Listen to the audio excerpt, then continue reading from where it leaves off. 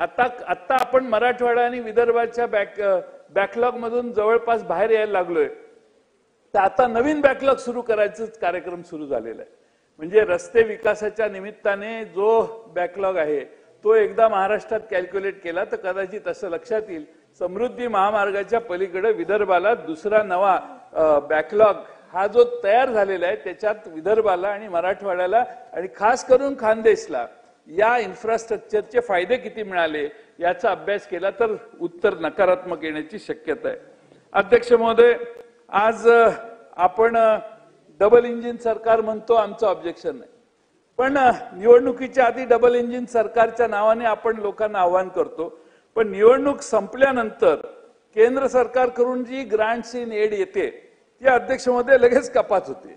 त्यामुळं मागच्या वेळी आपल्याला अध्यक्ष महोदय 23-24 ला 65,444 कोटी आले, 24-25 ला एकदम 52,000 कोटी रुपये आले. अध्यक्ष महोदय, आपल्या टॅक्स मधला वाटा 69,000वरून 77,000 कोटीवर गेला. म्हणजे आपण कॉन्ट्रीब्युशन केंद्र सरकारच्या टॅक्स मध्ये जे काही देशात कर गोळा होतो त्यात आपलं कॉन्ट्रीब्युशन जास्त असताना देखील केंद्राकडून येणारी मदत कमी व्हायला लागली आहे. ही खरं म्हणजे अध्यक्ष महोदय चिंतेची बाब आहे. महागाई कमी करण्यासाठी काही ठराविक याच्यात ठोस उपाययोजना असतील असं वाटलं, तेही नाही. एक्सपोर्ट मध्ये घट होते, हाही दुसरं आव्हान आपल्या सर्वांच्या समोर आहे. मुंबईचं पर कॅपिटा इन्कम चांगलं आहे, मुंबईचा विकास झाला पाहिजे, त्यात काही आमची तक्रार नाही. पण बिग तिकीटचे ज्या योजना प्रोजेक्ट्स मोठे मोठे जाहीर केले अध्यक्ष, आज महाराष्ट्रात परिस्थिती काय, कॉन्ट्रॅक्टर बोर्ड लावायला लागलेत की आम्हाला जेवढे पैसे आले तेवढे आम्ही काम केलेलं आहे, पुढचे पैसे आले तर आम्ही पुढचं काम करू.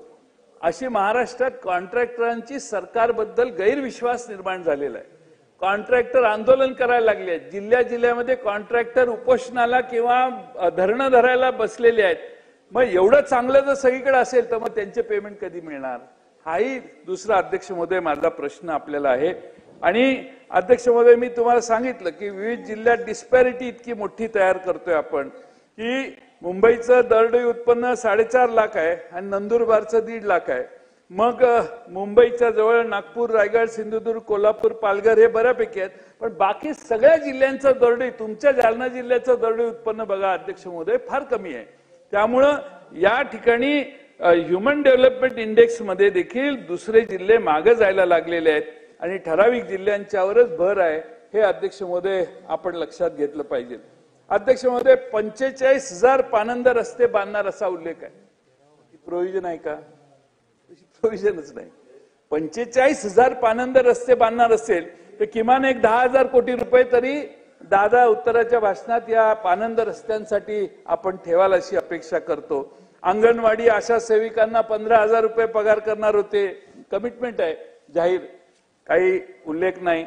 शेतकरी सन्मान निधी योजनेसाठी मुख्यमंत्र्यांनी 3,000 रुपये देणार म्हणून जाहीर केलं, बजेटमध्ये दादा याचा उल्लेखच नाही. त्याचं काय करायचं, कारण मुख्यमंत्र्यांनी घोषणा केली म्हटल्यावर आपल्याला द्यावेच लागतील, त्याला काय आता ऑब्जेक्शन घेता येणार नाही. ओल्ड एज पेन्शन 1,500ची 2,100 करणार म्हणून उल्लेख होता. धान उत्पादक शेतकऱ्यांना 25,000 प्रति हेक्टर बोनस देण्याचं आश्वासन होतं. घरांचं उद्दिष्ट 22 सालीच पूर्ण ते सरकार करणार होतं. आज परत आपण 23-24 साली 5,156 कोटी रुपये गृहनिर्माणवर खर्च करतोय. पण अध्यक्ष महोदय, आपण सांगतोय की नवीन धोरण म्हणून उरलेली घरं आम्ही पूर्ण करणार. म्हणजे मागे ज्या मोठमोठ्या केंद्राने घोषणा केलेल्या त्या घोषणात अजून घरं पूर्ण झाली नाहीत, म्हणून आता आपण परत आपल्याकडूनही त्याच्यात हे करतोय. पण अध्यक्ष महोदय, घरं बांधण्याची घोषणा मोठी आहे, पण बजेटरी प्रोव्हिजन मध्ये मागच्या वेळी 6,236 कोटी होते, पण प्रत्यक्षात 4,414 कोटी खर्च झाले. आता बजेटमध्ये त्याच्यापेक्षा 4,300 कोटीवर आपण खाली आलोय. घरं बांधायची आश्वासनं मोठी मोठी देतो आपण, पण बजेटरी प्रोव्हिजन कमी होते आहे, हे चिंतेची बाब आहे अध्यक्ष महोदय. पाणी पुरवठ्याची गोष्ट तशीच आहे. आमचे गुलाबराव पाटील साहेब दिसत नाही तिथं. अध्यक्ष महोदय, 23-24 साली 8,532 कोटी खर्च झाले.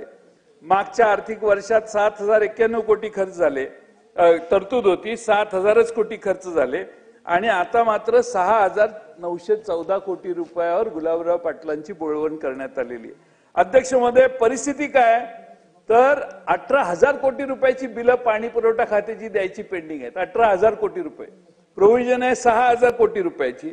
18,000 कोटीची बिलं प्रलंबित आहेत. जलजीवन मिशनची केंद्रीय स्कीम आहे आणि अध्यक्ष महोदय, आमच्याच जिल्ह्यात सांगली जिल्ह्यातलं काम हे सांगतो.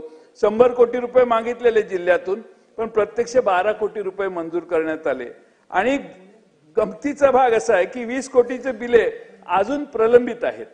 म्हणजे अध्यक्ष महोदय, परिस्थिती बिकट आहे. आदिवासी विभागाच्या मध्ये देखील निधी जो खर्च झालेला आहे डिसेंबर पर्यंत, तो 1/3 खर्च झालेला आहे. जेवढी प्रोव्हिजन होती त्याच्या 1/3 खर्च झाला आहे. एससी एसटी ओबीसी समाजाच्या खर्चात देखील 5,000 कोटी रुपयाची कपात मागच्या वर्षीच्या बाबतीत दिसते आहे. कौशल्य विकासातील 10,000 कोटी रुपये खर्च कमी केलेला आहे. आणि त्यामुळे अध्यक्ष महोदय, माझी आपणाला विनंती आहे की अर्थसंकल्पात भाषा उत्तम आहे, पण जे आपले नेहमीचे रुटीन प्रोग्राम आहेत ते अफेक्ट व्हायला लागलेले आहेत. मला आठवतं 95 ते 99 युतीचं सरकार होतं.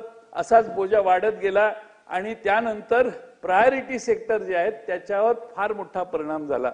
आणि म्हणून अध्यक्ष महोदय, आपण आपल्या लाडक्या बहिणींना मत हे 1,500 रुपये देणार आहोत.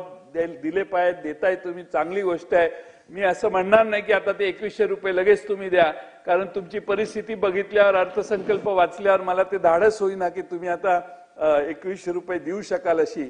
त्यामुळे 1,500 रुपयावर भागले तर 1,500 रुपये सगळ्यांना द्या. माझी कळकळीची विनंती आहे अभिमन्यू पवार, एकाही महिलेचं नाव कमी करू नका. त्या काय मागे लागलेल्या नव्हत्या. तुम्ही जाऊन त्यांची घरात बसून जाऊन अर्ज भरले. स्लॅबचं घर आहे, एअर कंडिशन घर आहे, टीव्हीचं आहे का, 2 चाकी आहे का 4 चाकी आहे, हे आता चौकशी करणं बरोबर नाही. त्यांनी मतदान केलं, निवडून दिले, तुम्ही सगळे निवडून आला. आम्ही चुकून निवडून आलो, पण तुम्ही पक्के त्यामुळेच निवडून आला. त्यामुळे तुम्हाला निवडून आल्यानंतर आता त्यांना कमी करणं, म्हणजे निकष लावणं, हे एकही महिला, सगळ्यांना तर त्या झाशीच्या राणी होतील आणि मग ते फार पंचायत अभिमन्यू पवार गावाकडे जाताना होईल. त्यामुळे कुठल्याही महिलेचं नाव कमी करू नये अशी आमची कळकळीची विनंती आहे. अध्यक्ष महोदय, 17 महामंडळ स्थापित केली निवडणुकीच्या आधी. 18. प्रत्येक महामंडळाला 50 कोटी रुपये देऊ असं सांगितलं राज्यपालांच्या भाषणात. आता मला असं वाटलं की बाबा काहीतरी दादा जाहीर करतील.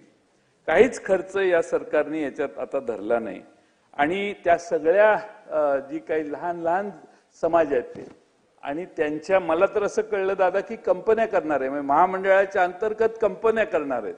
मग कंपन्या स्वतंत्र महामंडळ नाही. त्यामुळे ते स्वतंत्र महामंडळ करण्याचं जे इम्प्रेशन जनतेत दिलेलं होतं छोट्या छोट्या समाजाला, त्या छोट्या छोट्या समाजालाही फसवल्यासारखं होईल. त्यामुळे सगळ्यांची महामंडळ करा. असं एका महामंडळाच्या अमरेलाच्या खाली खाली ओबीसी महामंडळाखाली 10-12 खालच्या कंपन्या करणं, हे दिस इज नॉट फेअर. आपली कमिटमेंट आहे, महामंडळ करतो, 50 कोटी रुपये देतो आणि ते देण्याचं काम दादा करतील. दादा कधीही दिलेला शब्द मोडत नाही, तशी दादांची हे आहे, ख्याती आहे. आणि म्हणून दादा नक्की, मला वाटतं की या 17-18 महामंडळांना 50-50 कोटी रुपयाप्रमाणे 900 कोटी रुपये त्यांच्या उत्तराच्या भाषणात जाहीर करतील. कंपन्यांच्या मार्फत कारभार झाला तर घोटाळा होईल, ती महामंडळच व्हावीत अशी आमची आग्रहाची मागणी आहे. पण तो निर्णय शेवटी तुम्ही केला पाहिजे. शेतकऱ्यांची ग्रोथ रेट, एकच सेक्टर आहे असा साहेब की ज्याच्यात शेतकरी, म्हणजे शेती, ज्याच्यात यंदाचा ग्रोथ रेट चांगला आहे. म्हणजे सर्व्हिसेस कमी झाल्या, इंडस्ट्रीमध्ये देखील कमी झालेलं आहे आपलं, पण शेतीमध्ये आपला ग्रोथ रेट चांगला आहे. पण दुर्दैवानं कालच्या बजेटमध्ये ग्रोथ रेट चांगला असणाऱ्या सेक्टरलाच फार कमी पैसे दिलेले आहेत. 7,000 कोटीची तरतूद कमी केलेली आहे. आणि त्यामुळं कृषी मंत्री या ठिकाणी बसलेले आहेत, तर त्यांना चांगलं काम महाराष्ट्रभर करायचं असेल तर जास्तीचे पैसे तुम्हाला देण्याची आग्रह आम्ही दादांच्याकडे करतो असं या निमित्तानं सांगतो. कारण ग्रोथ रेट चांगला आहे, त्यातच गुंतवणूक जास्त केली तर न्याय मिळू शकतो. शेवटी प्रश्न बांधकाम, सार्वजनिक बांधकाम विभागाचा आहे. अध्यक्ष महोदय, 19,000 कोटीची तरतूद केलेली आहे. देणी किती आहेत? सत्यजित देशमुख, तुमच्या मतदारसंघातल्या कामांची बिलं द्यायची बाकी जर असतील तर ह्या 46,000 कोटीची देणी आहेत, त्यात ती पैसे आहेत. 46,000 कोटी रुपये अजून सरकारचे देणं आहे. आणि ते बांधकाम मंत्री महोदय नाही आहेत, पण बांधकाम मंत्री महोदय म्हणत होते 31 तारखेच्या आत मला 18,000 कोटी रुपये तरी द्या. त्यांना मिळाले की नाही माहित नाही, दादा त्याच्यावर प्रकाश टाकतील. पण 46,000 कोटीची जर देणी अध्यक्ष महोदय असतील तर मग हे वर्षही आमच्या शिवेंद्र बाबांचं गेलं आणि पुढचं वर्षही कामाला गेलं, कारण 2 वर्षात 38,000 कोटी रुपये खर्च होणार. त्यामुळे एवढ्या मोठ्या प्रमाणात सरकारला देणं आहे असं मला वाटतंय की थोडी काळजी आहे. मी या निमित्तानं एवढीच विनंती अध्यक्ष महोदय करतो की आपण या अर्थसंकल्पाकडे बघत असताना या अर्थसंकल्पामध्ये आता भारतीय जनता पक्षाने आणि इतर पक्षाने काय कमिटमेंट दिल्या आणि काय पूर्ण झाल्या ह्याच्या खोलात जाऊन मी सभागृहाचा वेळ घेत नाही. तुम्ही भाजपने तयार केलेला अर्थसंकल्प त्यांनी तुम्हाला दाखवला नसेल तर माझ्याकडे एक कॉपी आहे, मी तुमच्याकडे पाठवून देतो. परंतु अध्यक्ष महोदय, या निमित्तानं माझी आपणाला विनंती आहे की आपण महाराष्ट्र हे एक प्रगतिशील असणारं राज्य आहे आणि प्रगतिशील असणाऱ्या राज्याची उत्पन्न प्रचंड आहे. उत्पन्न कमी आहे असं नाही मी म्हणत, उत्पन्न प्रचंड आहे. त्यामुळं कर्ज काढण्याचं जे प्रमाण आपण करतोय, आपण जसं कर्ज काढतो 9 लाखाच्या वर आपण गेलो, परत MMRDA आणि म्हाडा आणि हे सिडको आणि बाकीच्या याच्याकडून आपण जर काही पैसे घेतले असतील तर ते आपण ही जी 9,32,000 कोटीची